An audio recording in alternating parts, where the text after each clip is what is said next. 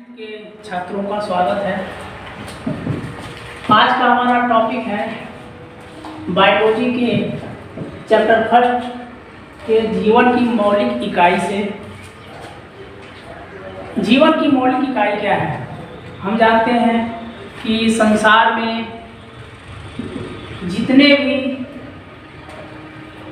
पदार्थ पाए जाते हैं और जितने भी जीव पाए जाते हैं उनमें अंतर होता है।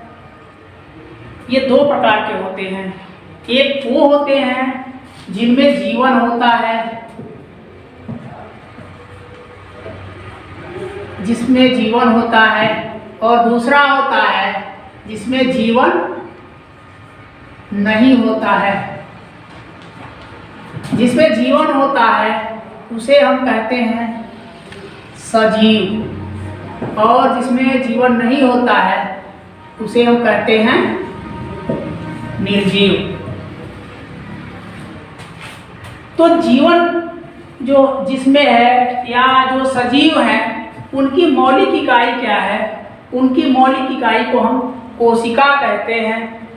कोशिका किसी भी जीव शरीर का एक सबसे छोटा पार्ट होता है, सबसे छोटा हिस्सा होता है, जिससे मिल करके एक पूरे शरीर का ढांचा तैयार होता है। एक जीव के शरीर में लाखों करोड़ों कोशिकाएं पाई जाती हैं। अगर बड़ा जीव है, विकसित जीव है, तो उसमें अलग अलग तरह के सेल पाए जाते हैं। लेकिन अगर छोटे जीव हैं या ऐसे जीव जिसमें सिर्फ एक ही सेल पाया जाता है, एक ही कोशिका है, जैसे कि बैक्टीरिया।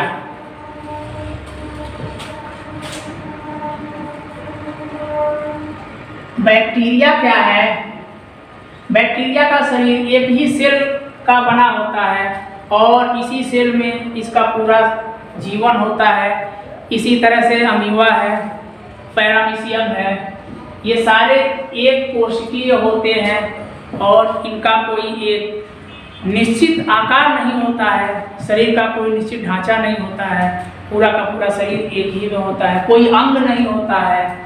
अर्थात भोजन करने के लिए, चलने फिरने के लिए या और जो अलग क्रियाएं हैं उनके लिए कोई अंग नहीं होता है। जो भी होता है वह एक सेल ही होता है। अब हम सेल के बारे में डिस्कस करेंगे कि सेल क्या है। तो सेल जीवन की मौलिक इकाई है। मौलिक इकाई उसको कहते हैं कि जो मुख्य इकाई होती है, जिस पर पूरा का पूरा जीवन टिका हुआ है, पूरा शरीर जो है उस पर आधारित है।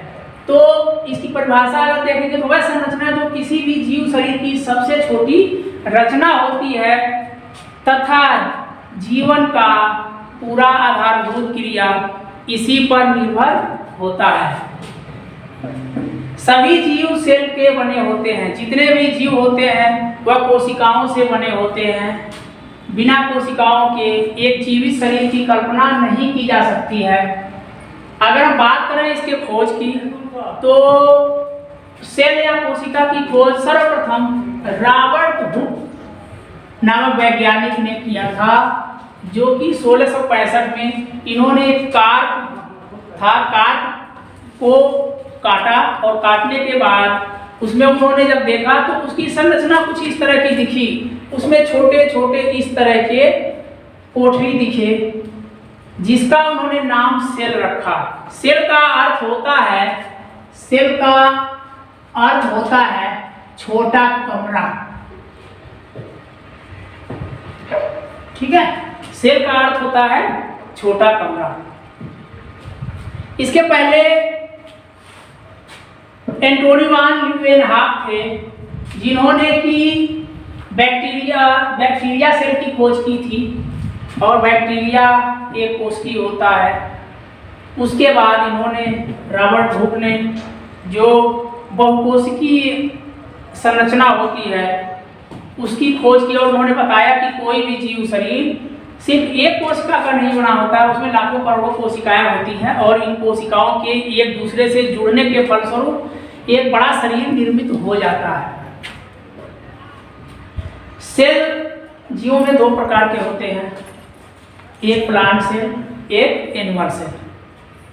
प्लांट सेल की संरचना की बात करें तो अगर हम प्याज की जो झिल्ली होती है, प्याज के छिलके के अंदर एक झिल्ली पाई जाती है, बारीक झिल्ली, उस झिल्ली को अगर हम निकालें और अगर हम उसको ब्लेड से काटने के बाद अगर उसको हम माइक्रोस्कोप से देखते हैं सूक्ष्मदर्शी से, तो उसकी संरचना कुछ इस तरह मधुमक्खी के छत्ते के जैसी दिखती है।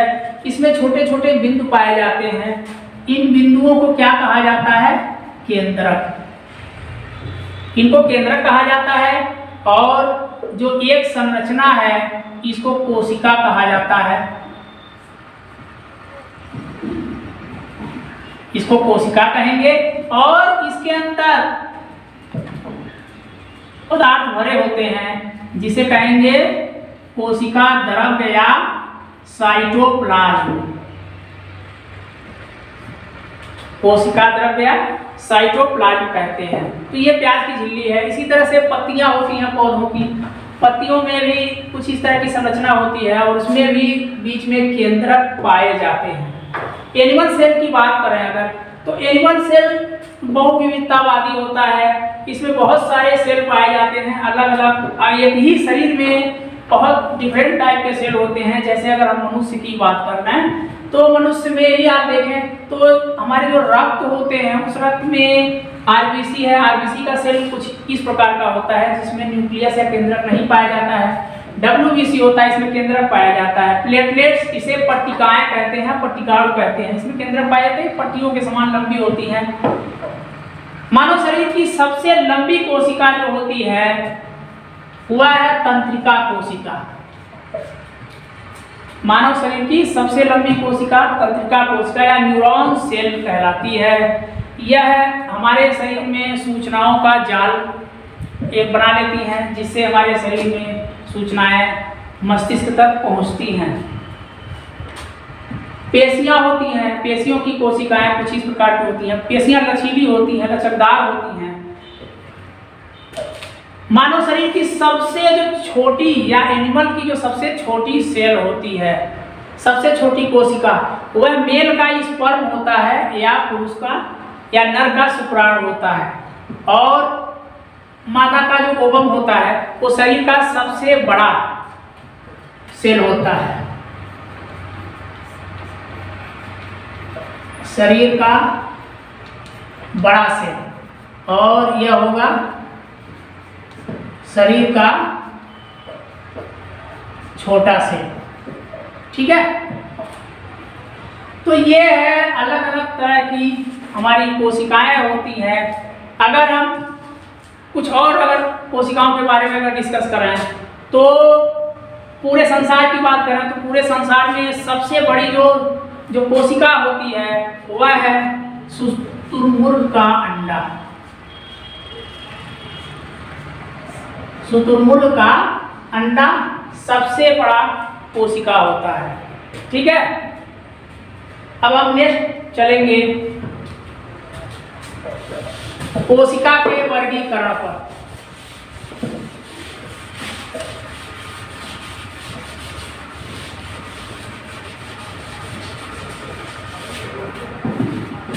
अगर जीवों की बात करें तो जीव जो होते हैं वह दो प्रकार के होते हैं। एक ऐसे जीव जो अति सूक्ष्म होते हैं या जिनका शरीर केवल एक कोशिका का बना होता है, और दूसरे वे जीव जिनका शरीर अनेक कोशिकाओं का बना होता है।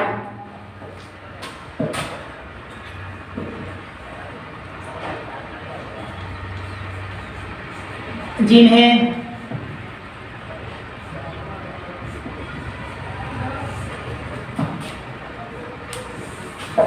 अगर हम एक कोशिका वाले शरीर की बात करें तो उसे हम कहेंगे एक कोशिकीय।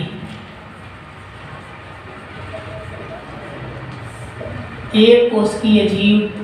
अगर दूसरे की बात करें तो वह होंगे बहुकोशिकीय।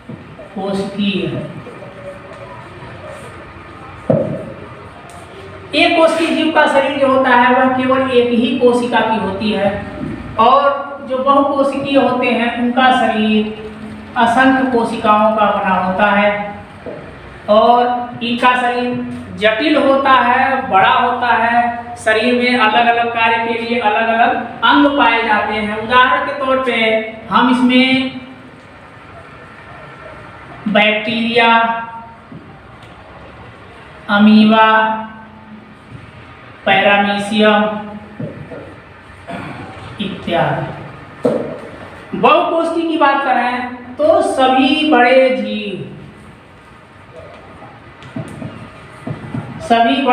इसमें आएंगे। मनुष्य है और उसके समकक्ष जो जीव होते हैं ये सारे बहुकोष्ठी होते हैं, अर्थात इनके अतिरिक्त जितने जीव होते हैं वो सभी बहुकोशिकीय में आते हैं। अगर हम एक कोशिकी के कैरेक्टर के बारे में बात करें तो पहला जो इनका कैरेक्टर होगा वह होगा कि शरीर सूक्ष्म होता है,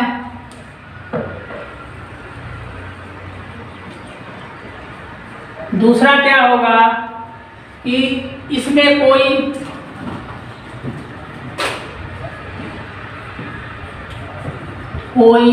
अंग नहीं पाए जाते हैं,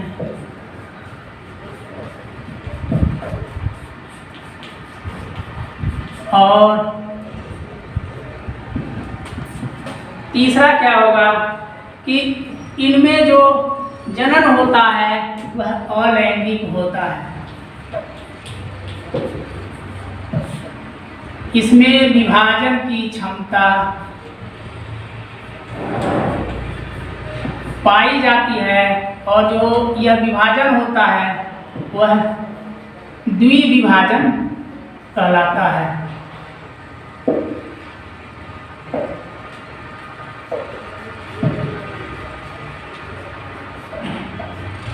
द्विविभाजन कहलाता है। तो यह हो गया एक कोशिकीय जीवों के बारे में। बहुकोशिकी की बात करें हम तो बहुकोशिकी में क्या होगा, पहला यह होगा कि शरीर विकसित होता है, शरीर विकसित हुआ बड़ा होता है। दूसरा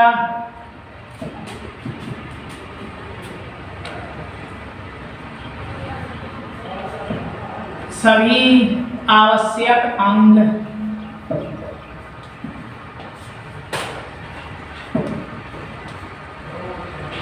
पाए जाते हैं।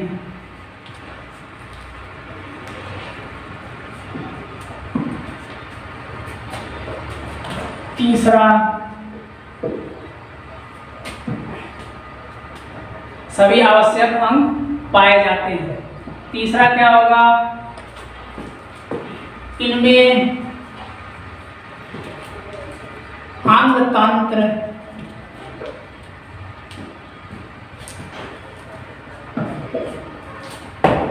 विकसित होते हैं, अंग तंत्र विकसित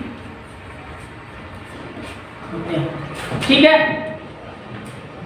गाय, भैंस, बकरी और भी तमाम जानवर, मेढक, सर्प, मनुष्य, ये सारे जो होते हैं और जो पौधे होते हैं ये सारे क्या होते हैं, बहुकोशिकीय में आते हैं। अब हम कोशिका के निर्माण के बारे में बात करेंगे कि कोशिका की जो बनावट होती है उसमें कौन कौन से भाग होते हैं और उनका क्या कार्य है, क्या उनकी रूपरेखा है। कोशिका जो होती है वह मुख्य 3 भागों से बनी होती है। कोई भी कोशिका वह 3 भागों से बनी होती है।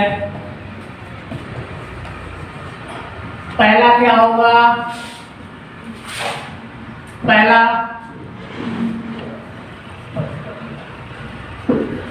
सेल वॉल या सेल मेम्ब्रेन, ठीक है। और दूसरा है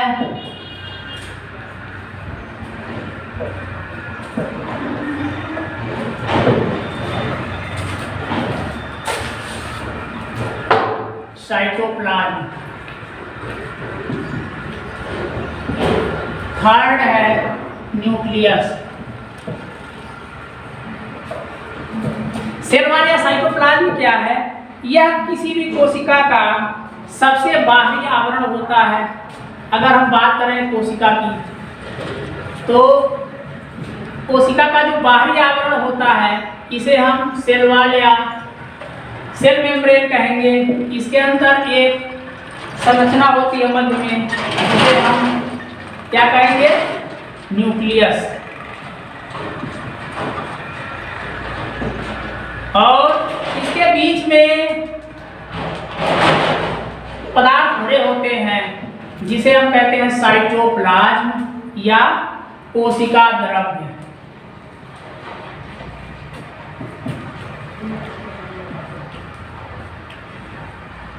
कोशिका द्रव्य, ठीक है। तो किसी भी कोशिका के 3 भाग होते हैं। सबसे बाहरी लेयर जो आउटर लेयर होता है उसको सेल वॉल या सेल मेम्ब्रेन कहते हैं। उसके बाद बीच वाले भाग को न्यूक्लियस या केंद्रक कहते हैं। इसमें जो पदार्थ भरे होते हैं उसे साइटोप्लाज्म या कोशिका द्रव्य कहते हैं। तो हम अगर इसके फीचर की बात करें, सेल वॉल के फीचर की बात करें, तो इसके बीच में ऐसे छिद्र होते हैं हल्के हल्के। कोशिका भित्ति या कोशिका झिल्ली का क्या कार्य है?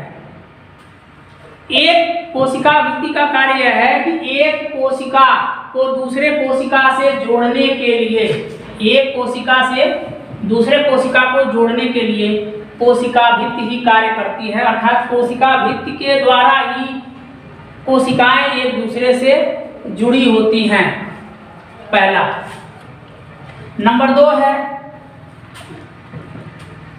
कि जो कोशिका भित्ति होती है यह कुछ चुने हुए पदार्थों को ही, कुछ चुने हुए कणों को ही अपने शरीर से या तो बाहर जाने देती हैं या बाहर से अपने शरीर के अंदर आने देती है। अर्थात अनावश्यक पदार्थों को बाहर निकालती है। किसके द्वारा? जो बीच में जो छिद्र होते हैं उनके द्वारा बाहर निकालती है। और अगर किसी चीज की जरूरत पड़ती है तो बाहर से वो अपने अंदर कर लेती है। तो यह चुने हुए पदार्थों को ही यह अंदर बाहर जाने देती है। थर्ड क्या है? कोशिका भित्ति कोशिका का रक्षात्मक आवरण होती है। अर्थात इसकी सुरक्षा का जिम्मा कोशिका भित्ति पर होता है। कोशिका द्रव्य, कोशिका द्रव्य क्या है? कोशिका द्रव्य कोशिका में भरा हुआ वह पदार्थ होता है जिसमें कोशिका के बहुत सारे सूक्ष्म अंगक पाए जाते हैं। ये अंगक क्या हैं? जैसे माइटोकॉन्ड्रिया, माइटोकॉन्ड्रिया और राइबोसोम।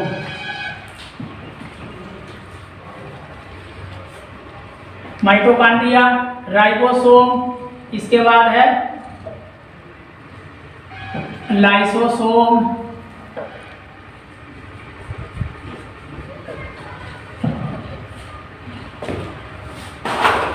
फिर ईपीआर। ईपीआर का मतलब होता है एंडोप्लाज्मिक रेटिकुलम, अर्थात अंतः प्रदम्बी जालिका। इस तरह से बहुत सारे सूक्ष्म कोशिकांगक जो होते हैं वह कोशिका द्रव्य में भरे होते हैं। थर्ड आता है न्यूक्लियस। तो न्यूक्लियस क्या है? न्यूक्लियस कोशिका का केंद्रीय भाग होता है जिसके आउटर लेयर को क्या कहते हैं? इसके आउटर लेयर को कहते हैं वो केंद्रक झिल्ली। क्या कहते हैं? केंद्रक झिल्ली। इस केंद्रक झिल्ली के अंदर होता है डीएनए और केंद्रिका, आरएनए। ये सारे जो होते हैं ये केंद्रक के अंदर पाए जाते हैं। तो ये हमारा कोशिका का जो फीचर है और पूरा का पूरा जो सिस्टम है शरीर का, वो इन्हीं कोशिका के 3 भागों से चलता है। हमारा पूरा का पूरा जीवन इसी पर आधारित होता है। इनकी क्रियाएं बहुत जटिल होती हैं। इसमें कुछ चीजें हैं जैसे कि एक कोशिका से दूसरे कोशिका में जाना या दूसरे कोशिका से उसमें अंदर आना, ये क्या कहलाती है? तो इसमें 2 चीज होते हैं। एक होता है विसरण, और दूसरा होता है प्रासरण। ये विसरण और प्रासरण क्या है? इसका मतलब होता है कि उच्च सांद्रता से निम्न सांद्रता की तरफ, जब उच्च सांद्रता से निम्न सांद्रता की तरफ जब पदार्थ गमन करते हैं तो उसे विसरण कहा जाता है। और प्रासरण का भी वही भाग होगा, लेकिन यह फर्क यह है कि विसरण में जो होता है वह ऑक्सीजन और CO2 का, इसमें O2 और CO2 का गमन होता है, जबकि प्रासरण में क्या है, द्रव पदार्थों का होता है, द्रव पदार्थों का गमन होता है उच्च सांद्रता से निम्न सांद्रता की तरफ। जब द्रव पदार्थों का गमन होता है तो उसे परासरण कहते हैं। लगभग सेम चीजें हैं, यह तरल में होता है और यह पदार्थों में या वायवीय होता है। और जैसे आपने किशमिश को देखा है, अगर आप किशमिश पानी में डालते हैं तो अब फूल जाती है, इसका सबसे अच्छा उदाहरण है। इस तरह से आज का हमारा टॉपिक यहीं पर खत्म होता है। धन्यवाद।